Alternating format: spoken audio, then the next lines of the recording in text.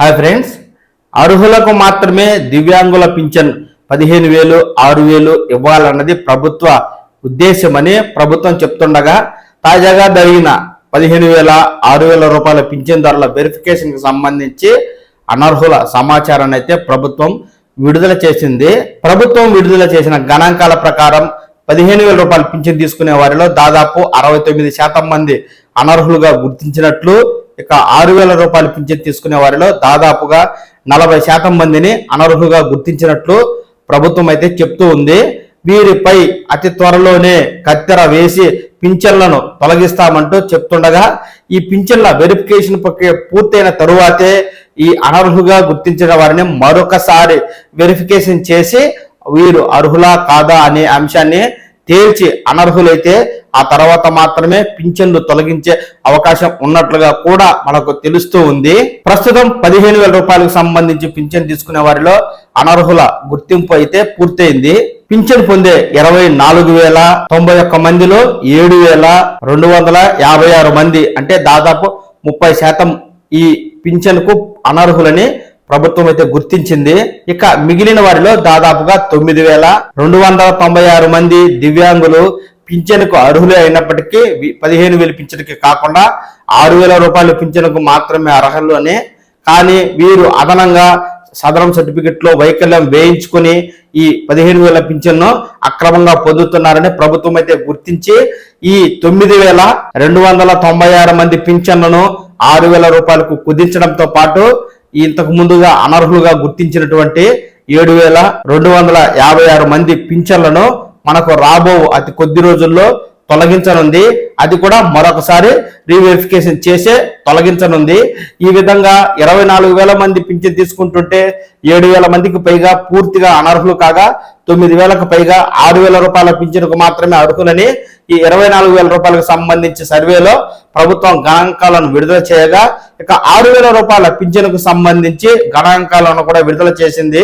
రాష్ట్రంలో 7,79,000 మంది 6,000 రూపాయలు తీసుకునే దివ్యాంగ పింఛన్లు ఉండగా వీరికి ఒక్కొక్క జిల్లాల్లో నోటీసులు ఇచ్చి ఈ పింఛన్ వెరిఫికేషన్ కి రావాలని కోరుతుండగా చాలా మంది వెరిఫికేషన్ కి వెళ్లకుండా మానేస్తున్నారు.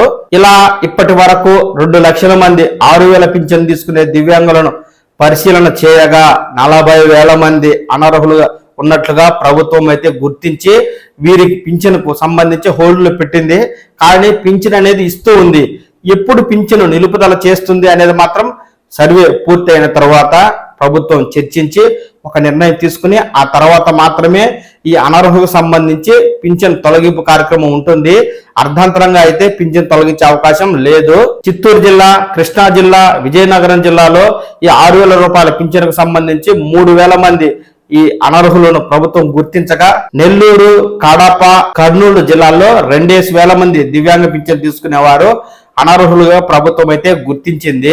దివ్యాంగులకు సంబంధించి సదరం సర్టిఫికెట్ జారీ చేసే క్రమంలో పలువురు వైద్యాధికారులు, మధ్యవర్తులు కుమ్మక్కై అర్హత లేకపోయినా అధికంగా సదరంలో వైకల్యం వేసి ఇవ్వటం ద్వారానే ఇక్కడ అనర్హులు పింఛను పొందుతున్నారని ప్రభుత్వం గుర్తించి ఈ వెరిఫికేషన్ చేయగా ప్రస్తుతం ఈ వెరిఫికేషన్ లో అనర్హుల గుట్టయితే రట్టవుతూ ఉంది. మొత్తంగా 15,000 రూపాయల పింఛను వెరిఫికేషన్ పూర్తవగా ముందుగా ఈ 15,000 రూపాయల పింఛన్ల అనర్హులకు వేటు వేయనుంది. ఆ తరువాత 6,000 రూపాయల పింఛన్లు కంటే దాదాపుగా జూన్ నెల వరకు ఈ వెరిఫికేషన్ జరుగుతుంది. అప్పటి వరకు అనర్హులైన వారిని గుర్తించి వారి వివరాలను సపరేట్ గా మొబైల్ యాప్ లో ఎంటర్ చేసి పై అధికారులకు పంపిస్తారు. వెరిఫికేషన్ పూర్తి అయిన తరువాత మిగిలిన అనర్హుల జాబితాతో కూడా ప్రభుత్వం మరొకసారి రీవెరిఫికేషన్ చేసి ఈ పింఛన్లను తొలగించే అవకాశం ఉన్నట్టుగా తెలుస్తోంది. దాదాపుగా 8 లక్షల మంది దివ్యాంగ పింఛన్లలో 2 లక్షల మంది అనర్హులుగా తేలి పింఛన్లు తొలగిపోయే అవకాశం ఆంధ్రప్రదేశ్ లో స్పష్టంగా కనపడుతూ ఉంది.